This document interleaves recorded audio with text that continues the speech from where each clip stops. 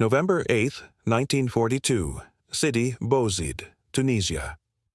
The morning sun cast long shadows over the rocky terrain as Obergefreiter Wilhelm Schmidt crouched behind a stone wall, gripping his Kar 98K rifle. After 3 years of service, the bolt's rhythm was second nature. Load a round, fire, eject the casing, chamber another, aim, fire. This cadence had carried German infantry through Poland, France, and Russia. The Kar 98K's 5-round magazine required manual cycling, a deliberate act of precision. Across the dusty field, American infantrymen advanced in a skirmish line. German intelligence had dismissed them as inexperienced, their equipment inferior. But in the next 60 seconds, Schmidt's world would shatter. The Americans opened fire, not with the familiar crackpause crack of bolt-action rifles, but a relentless roar of semi-automatic fire. 8 rounds erupted as fast as a trigger could be pulled. No pause to work a bolt, just continuous aimed shots. While Schmidt fired 3 rounds, the American opposite him emptied an 8-round clip and reloaded. This was the M1 Garand, and it was about to demolish German infantry doctrine. Its psychological impact on soldiers trained to believe in German superiority was as devastating as its firepower. This wasn't just a technological edge, it was a tactical revolution that reshaped warfare. German confidence stemmed from a military tradition centuries old. The Kar 98K, adopted June 21, 1935, was the pinnacle of bolt-action rifles. Accurate to 550 yards with iron sights, reliable in mud and snow, and simple for conscripts to maintain, it fired the powerful 7.92 Cuke 57mm Mauser cartridge, capable of penetrating cover. In skilled hands, it had conquered Europe. German doctrine emphasized aimed fire from prepared positions, with training stressing precision. A trained soldier could fire 15 aimed rounds per minute, working the bolt efficiently. This seemed sufficient against Polish, French, and British troops with similar bolt-action rifles. The British Lee Enfield, with its 10-round magazine, fired faster but was deemed less accurate by German officers. When American forces joined combat in North Africa during Operation Torch in November 1942, German intelligence painted them as industrially strong but tactically weak. The M1 Garand, a semi-automatic rifle, was noted for its 8-round capacity and self-loading mechanism, but dismissed as heavier. The reality at City Bouzid shattered German assumptions.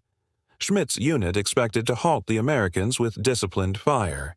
Instead, they faced a wall of rifle fire, not machine guns, which Germans knew how to counter, but sustained semi-automatic fire. Each American fired 30 to 40 rounds per minute, hitting targets, while Germans managed 15.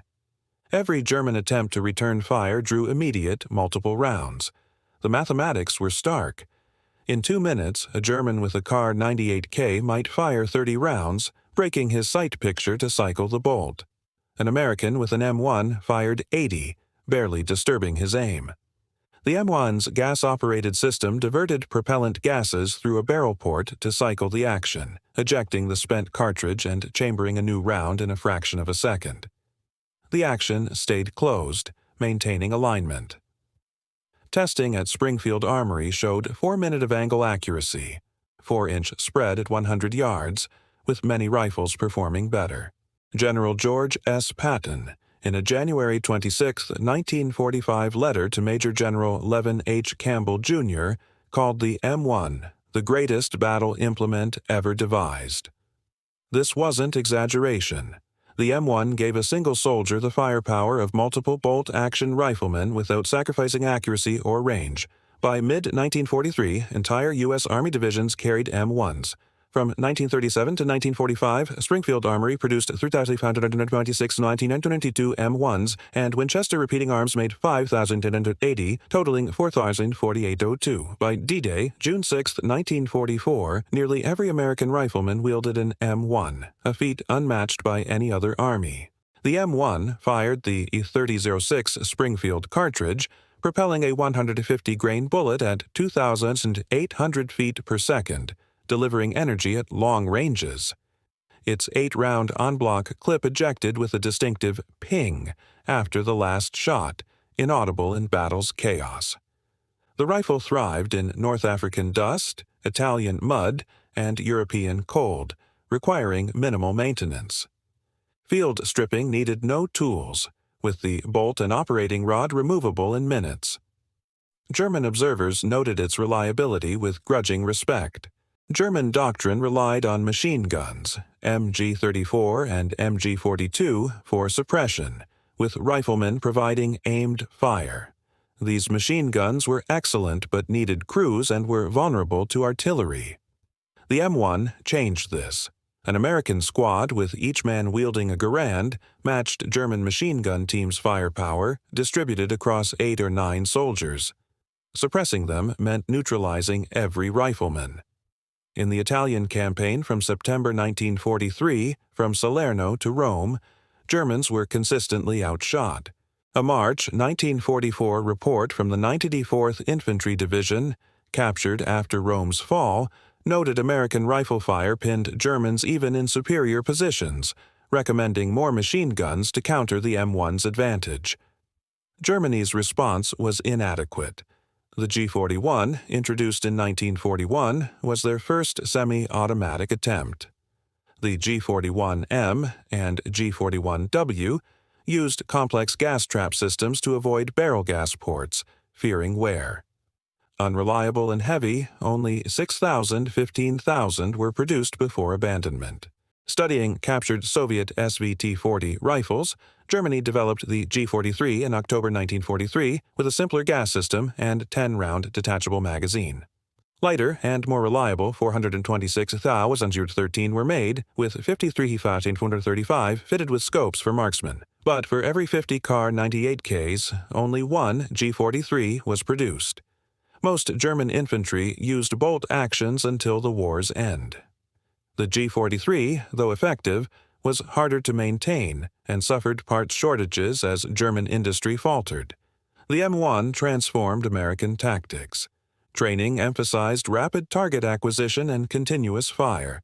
Squads used fire and maneuver, with half laying down heavy covering fire while the other half advanced. At Omaha Beach, June 6, 1944, the German 352nd Infantry Division held fortified bluffs with 12,020 men, concrete emplacements, and interlocking machine gun fields. American M1 fire overwhelmed them. Every rifleman fired continuously, targeting machine gun crews with dozens of rounds. In Normandy's hedgerows at ranges under 100 yards, the M1's rapid fire was decisive, rendering German tactics ineffective.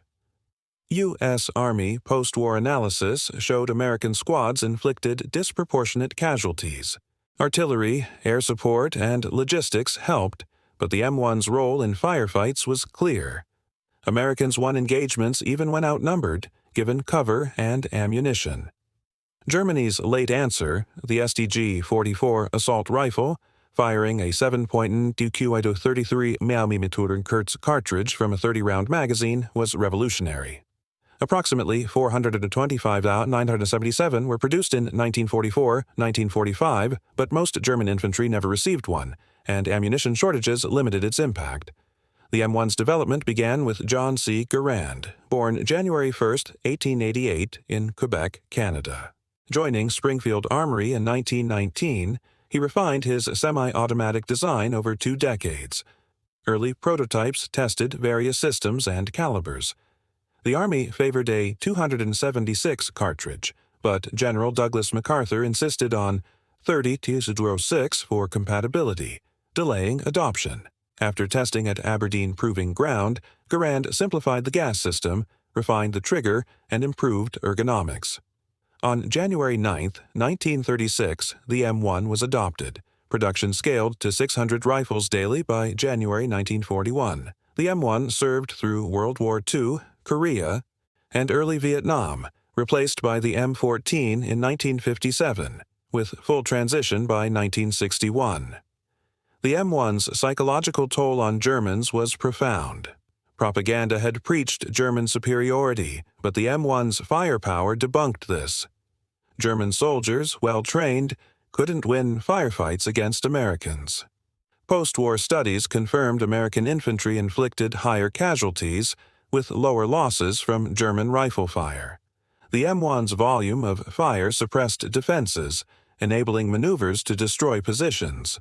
The M1's legacy shaped modern firearms. It proved semi-automatic rifles were essential, influencing the AK-47, M16, and beyond. German training and doctrine were excellent, but inferior weapons yielded inferior results. The M1 let Americans win firefights against veteran troops and breach fortified positions. From the Philippines to Normandy, it served reliably, earning Patton's praise. German soldiers learned to fear its sound, knowing it signaled overwhelming firepower. The mathematics were constant. A German with a Kar 98K fired 3 aimed shots while an American with an M1 fired 8. In squad engagements, this was overwhelming. Post-war German theorists like General Heinz von Luck of the 21st Panzer Division noted American infantry firepower outmatched Germans even in defensive positions. The M1 didn't win the war alone. Air superiority, artillery, and courage were vital. But at the squad level, it gave a decisive edge, saving lives and hastening victory. The M1 Garand proved that superior equipment in skilled hands reshapes battles, a lesson that endures in military design today.